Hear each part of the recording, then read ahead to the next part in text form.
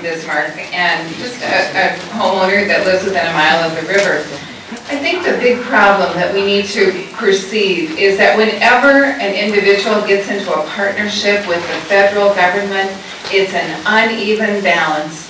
And these farmers have seen that with their wetlands and with their grasslands, and now they see it with a heritage designation. And so we need to take a look at how this all came into place. And we have found out tonight that the entire process was deceitful. When you went to Congress and said that you had widespread support and that you had had input meetings, and all of the support here tonight has been in opposition. There's only one thing to do, and that is for Senator Dorgan to go back to Congress and say, oops, I made a mistake, and that this organization needs to dissolve, and that this entire heritage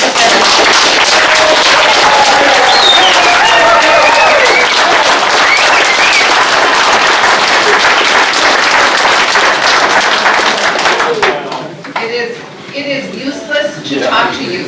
You have told us that you will have numerous meetings all over. We can run to meetings every night, every month, for years to come, and our input will never make a bit of difference to any of you on this board. You will take our input and you will shove it under the table and it will never see the light of day.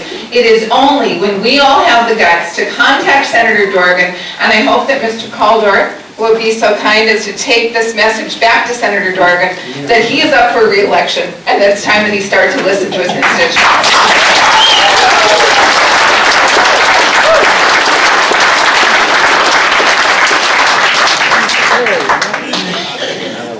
I've got a lot more to offer.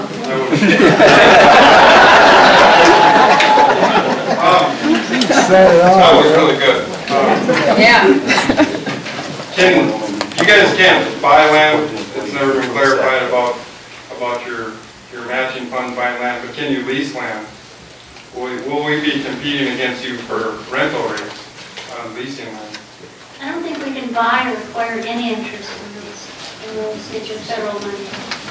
What about, but it hasn't been clarified as the matching funds. Interest in land would be included. So I would say just leave it.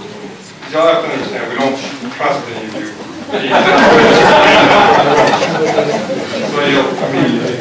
So back. Stephen Hager, Wayne County landowner.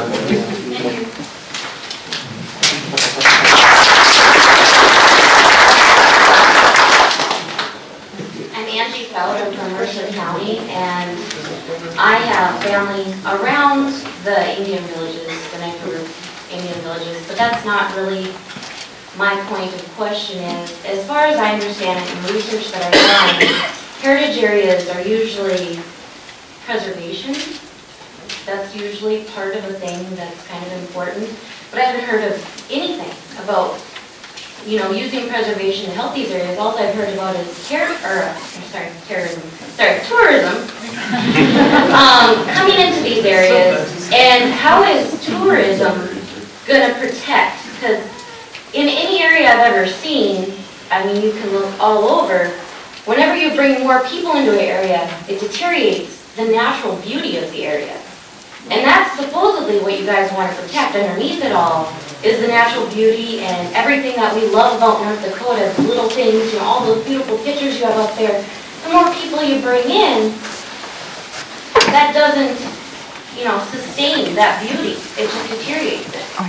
So what is it that you guys are going to do to, you know, basically stop the contradiction of what tourism would bring?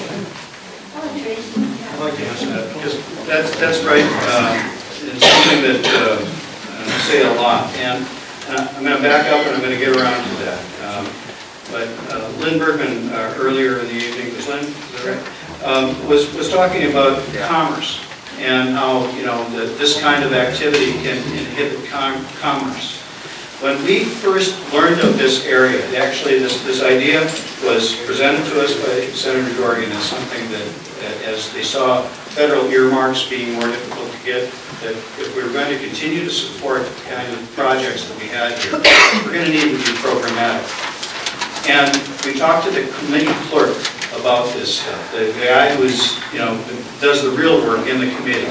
And he told us about national heritage areas, what their real thrust is, which is to create jobs, which is to provide economic development. That's what they're supposed to do. That's the kind of projects that they're supposed to do, But the is to number one create income jobs. And in North Dakota is actually energy. Agriculture and energy are the two top, but you're preventing those. no, we're not. We're not preventing any of that, Well, because the whole not thrust. currently, sorry, but the The whole legislation thrust. as it stands. No, that's what I'm But trying you to can lead to that. That's what I'm trying to And that's explain. what we're all concerned about. That's what I'm trying to explain. The whole thrust is about building our economy, not about tearing it down. And this is what I want to say about tourists, all right? I understand precisely what you say. When I go to a place, I'd rather be the only person there rather than thousands, but I still work in bringing thousands. And the reason is that tourism, heritage tourism, gives us the economic justification to do the things we want to do anyway. Like bringing in federal dollars that we don't want in. Like we want museums. We want museums. We want places where our kids come. In Fort Lincoln, 4,000 school kids come every May from all over North Dakota to learn about their past, about their heritage. And the way that that's supported is by these kinds of funds and the money that we can raise locally.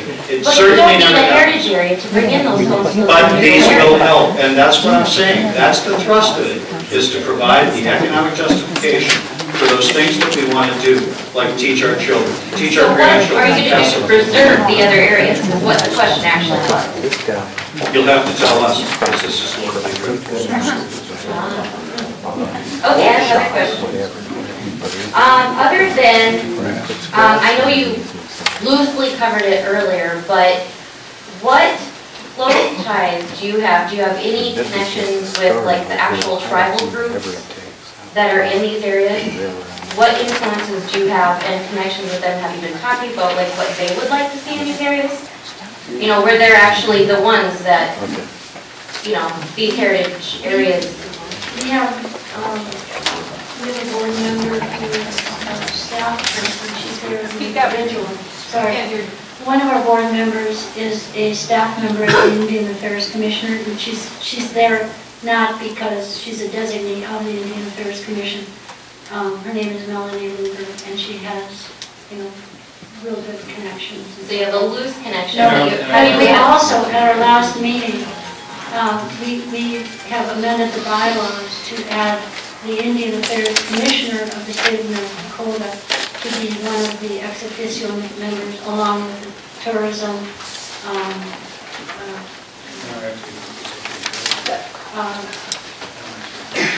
tourism and parks and rec and the historical society.